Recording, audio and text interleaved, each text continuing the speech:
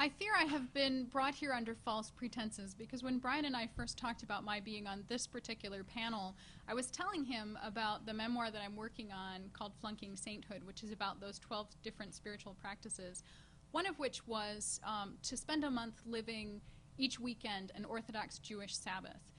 And since the book is entitled Flunking Sainthood, you probably can guess how that might have worked out for me. But I'm not actually going to talk about that, as it turns out, Brian, so I'm sorry, I'm apologizing in advance. I am going to look at 3 different snapshots of Mormon and Jewish relations through story. Snapshot number 1.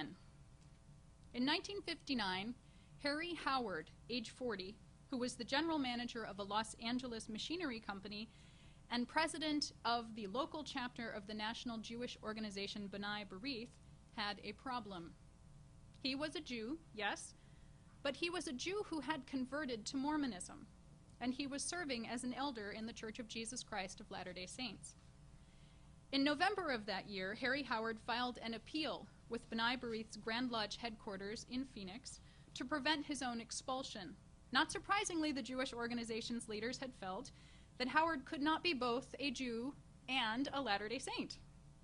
Reform Rabbi Ephraim Einhorn of Temple City, California, who began the move for Harry Howard's ouster, told Time magazine, quote, "Even though Harry Howard may personally believe that he can be both a Jew and a Mormon at the same time, the fact remains that the Mormons give Jesus Christ divine status, and this destroys the indivisible status of God in which we Jews believe." Unquote. Harry Howard begged to differ, arguing that there was no reason why he could not embrace both faiths.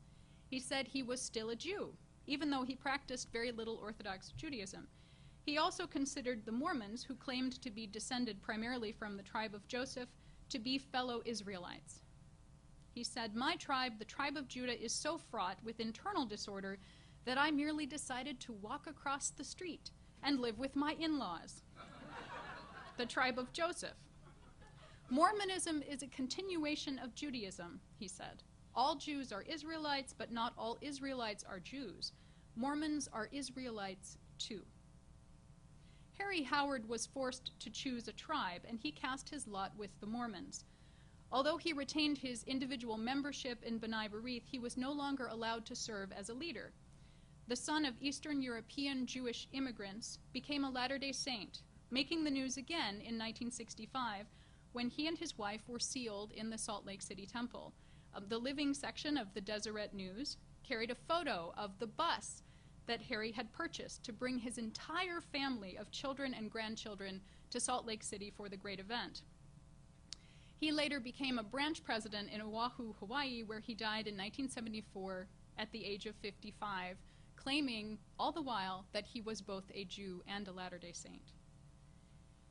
Harry Howard's unusual story was discussed as far away as Australia, where the Australian Jewish Record dissected his conversion and his desire to be a bridge between Mormonism and Judaism. Although one might imagine a Jewish newspaper to take a dim view of a fellow Jew who embraced a Christian religion, in actuality the tone of the article was overwhelmingly positive and curious, despite some factual errors throughout. The record exaggerated Howard's Jewish bona fides, claiming that he was born the son of an Orthodox rabbi in New York, when his family states that he was born in Chicago and that his father was not a rabbi. The article discusses a brief history of the Book of Mormon and the LDS religion, calling the Lamanites Lamantes and labeling them the Aborigines of America. This Book of Mormon history, though, was about the perpetuation of Judaism in the New World.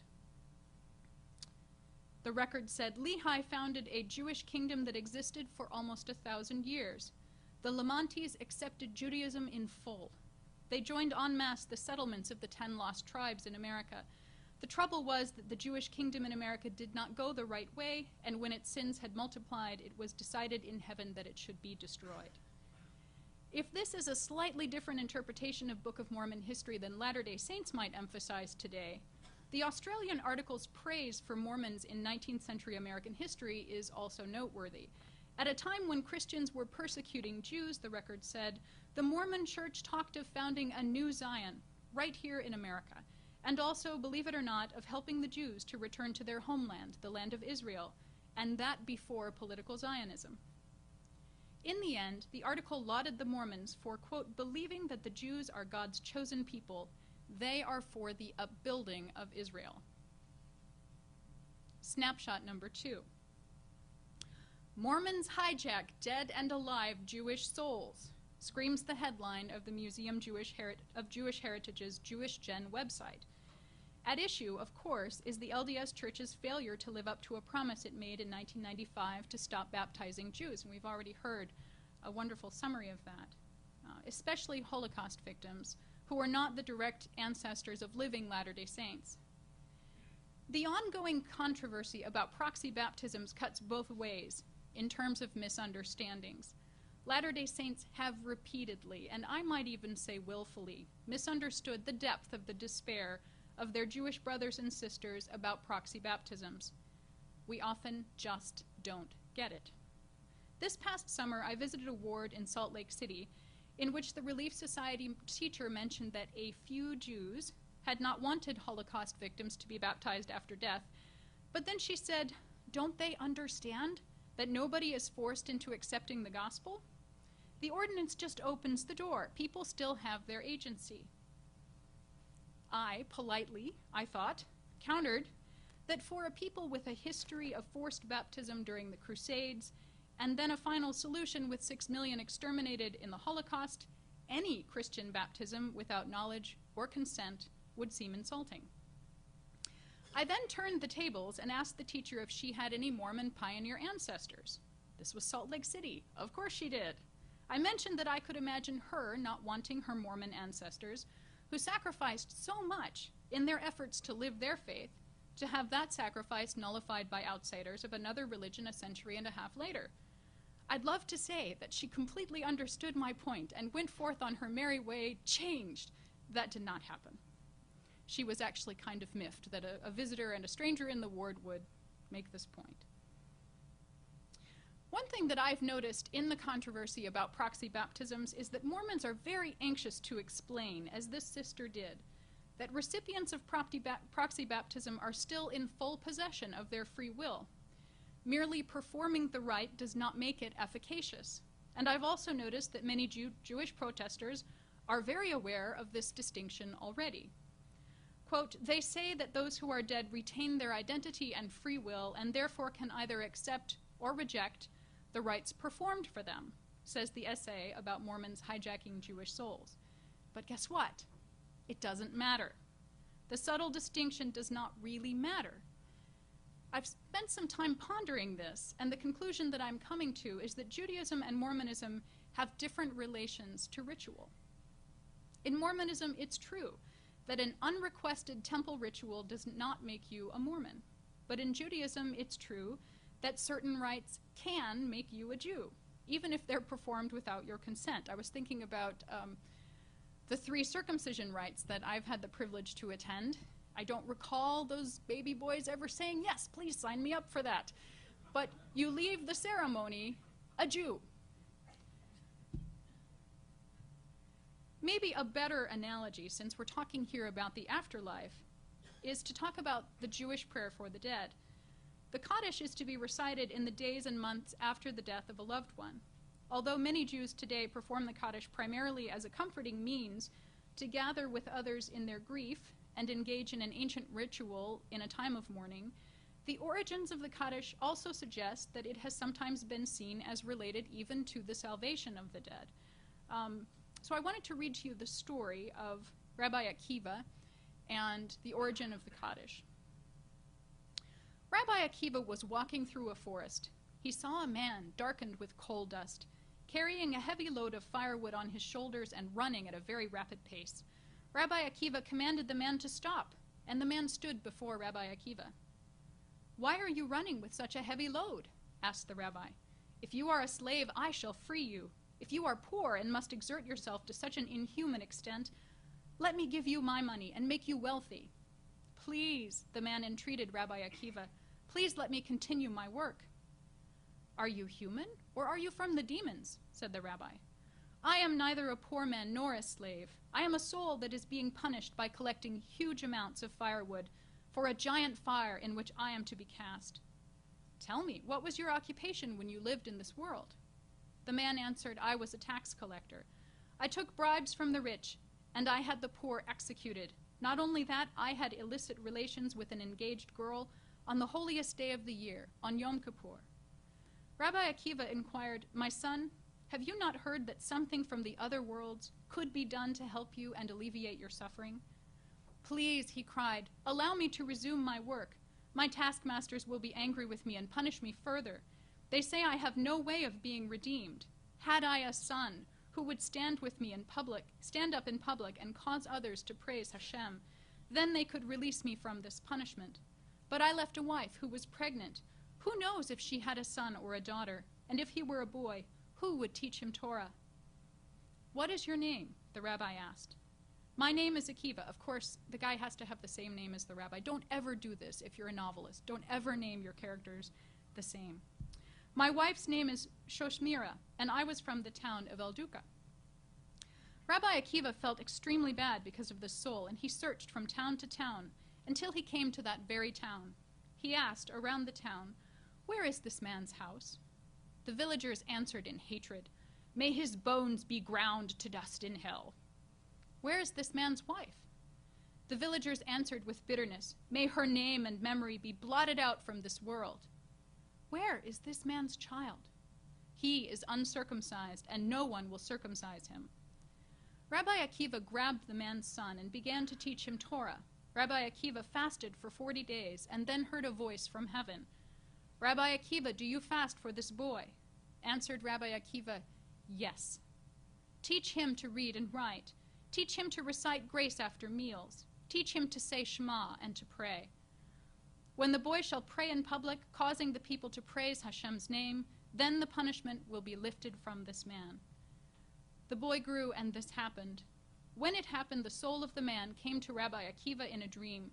You have spared my soul from the punishments of hell. This is an arresting story, but it's, I think, revealing as well. In this story, a young boy is able to change his deceased biological father's eternal destiny through ritual actions here on earth. His dedication to prayer and to study literally lift his father out of hell. There's also a passage in 2 Maccabees, which admittedly was rejected from the Jewish canon, that discusses how prayers and sacrifices might enhance the eternal status of the dead who are being prayed for. All this is to say that there is a precedent in Judaism for acts of the living on behalf of the dead to actually sanctify and change the fate of deceased persons. This is a legacy that Latter-day Saints must consider when we blithely talk about how our temple baptisms can be rejected on the other side of the veil. How are we doing on time? Okay. In Mormonism, our theology's emphasis on free will, which I should say is my favorite aspect of LDS theology, but it may be standing in the way of communicating effectively with Jewish friends. Despite our emphasis on the family, Mormonism actually exalts the triumph of the individual soul. But this individualism may be lost in translation when we're trying to understand thousands of years of Jewish history. The mistakes in understanding aren't completely all on our side.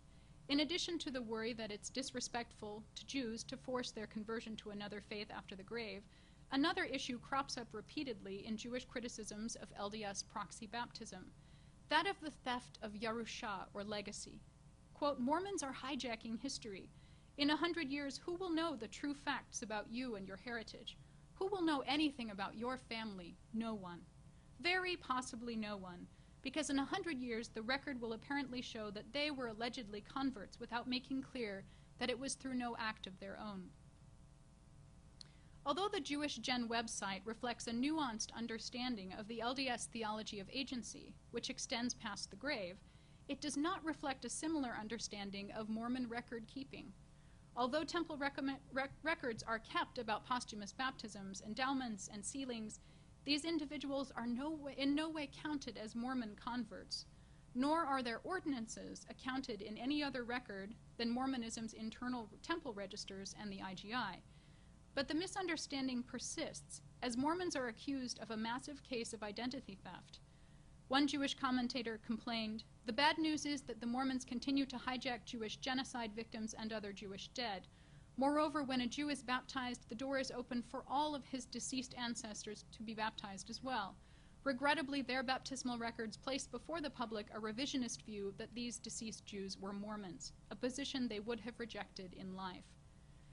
It's doubtful to me that the non-Mormon public will be interested in this issue at all, except possibly as yet another example of how those wacky Mormons go to extreme measures to convert others. No Mormons are claiming that deceased Jews who have been baptized in an LDS temple are anything other than deceased Jews who have been baptized in an LDS temple. They are not considered to be Mormons. So in snapshots 1 and 2, we see interesting questions being raised. What special connection do Jews and Mormons have to one another? What is inherent in each tradition that might make them, as Harry Howard indicated, in-laws, or merely different branches of the tribe of Israel? And, as proves important for our discussions this weekend, what might there be in each tradition that prevents us from truly communicating? Snapshot number 3. In Chaim Potok's novel, The Book of Lights, there is a Mormon character.